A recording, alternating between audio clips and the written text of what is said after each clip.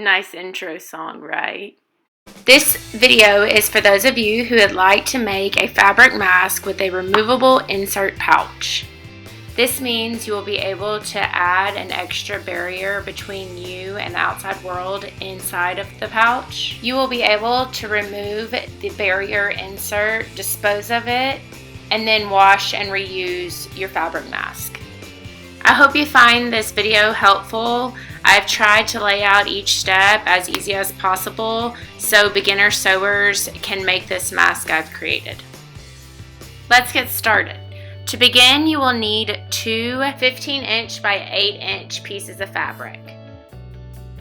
Here I have the same print. One will be used for the inside of the pouch and the other will be used for the outside of the pouch. You will also need two pieces of 1/8-inch flat elastic cut to a length of 7.5 inches. First, we will pin the elastic. Be sure to pin the elastic to the piece of fabric that you want showing on your mask. I chose the same fabric, so it wouldn't matter what piece I chose to pin the elastic to. You will begin by laying both pieces right side up, long ways facing vertical. You will fold the piece of the fabric that you want showing in half on the long side. You can either make a crease to mark the center or keep the fabric folded and flap back the fabric like I have done so in the picture. Now take one piece of elastic and butt the end up to your crease at the fold. Pin in place. Now take the other end of the elastic and extend it to the bottom on that same side and pin in place. The red arrows on the screen indicate where I've pinned one piece of elastic to one side.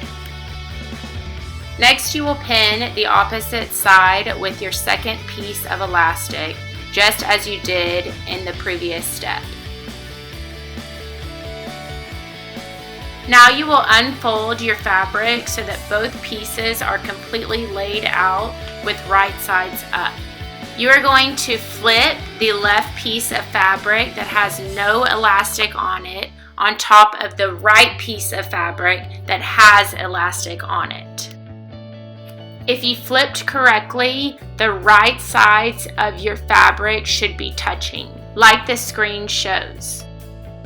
Now you will go to your sewing machine and sew only where the black lines are.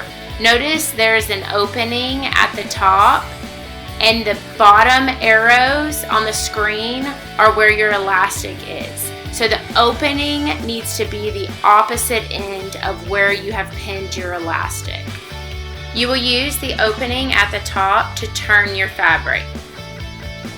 Notice I begin sewing off-centered at the opposite end of where my elastic is. Once you completed sewing around the perimeter, you will have an opening just like the one on the screen. Now for the fun part, turning the fabric so that the right sides face outward.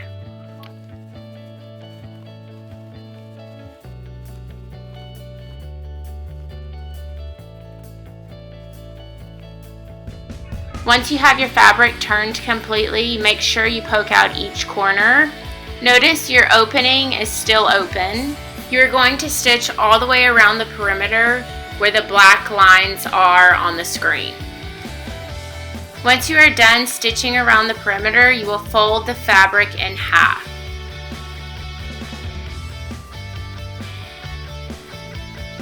Now you will stitch where the black lines show on the screen. Make sure to leave a large enough opening so that your mask will have a pouch and it will be large enough to fit whatever barrier you choose to put inside of it. Notice I begin sewing at the opposite end of the fold. If you've done everything correctly up to this point, your mask should look like this. Now for the pleats. Begin folding and pinning your pleats. I created 5 pleats on each side. Your fabric will be fairly thick at this point, and the pleats add more thickness, so you will not be able to stitch on the edge of the pleats.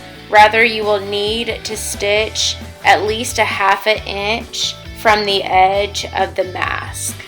Also, to ensure that your pleats are secure, I found it easiest to backstitch over each pleat so that I did not have to make another stitch line all the way down. You will now begin folding and pinning pleats on the opposite side.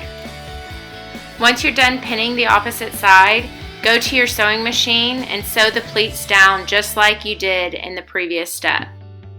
Yay! You should now have a completed fabric mask with a pouch to add a barrier insert.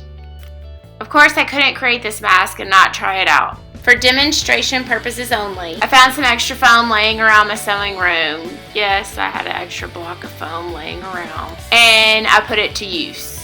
I stuffed the foam into the pouch of the mask, and would you look at that? It worked.